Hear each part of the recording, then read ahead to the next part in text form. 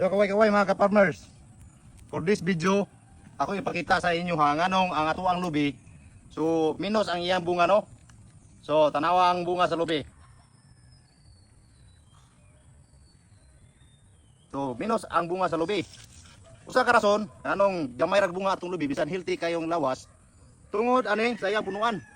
Nga daghan na kayo og kining daghan parasites no. So diri magtago ang mga katong itom o mga pula nga lamigas nga mao'y musuyop sa nutrients. So kinahanglan ani ato ani siyang tanggalon. Kani mga gibalayan sa mga parasites sa atong mga lamigas no para mawala sila diri. Para makabunga og daghan ang atong lubi. So ato lang ang pingan nga dili ni maapil ni mga gamot niya. So kanila ay atong tanggalon. O sige atong tanggal ha. So atong tanaon. So mao ni siya.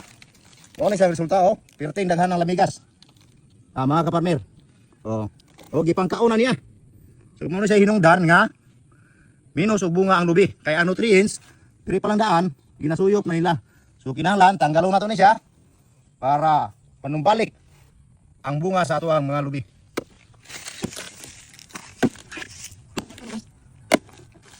Pinga lagi nato ning gamot nga dili matanggal.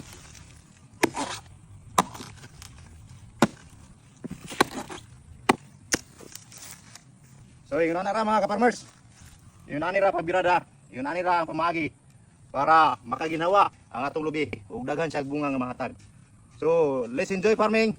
Let's go farming. So palihog og share sa ato ang video para daghan tag farmers nga matabangan. Kanyadlaw.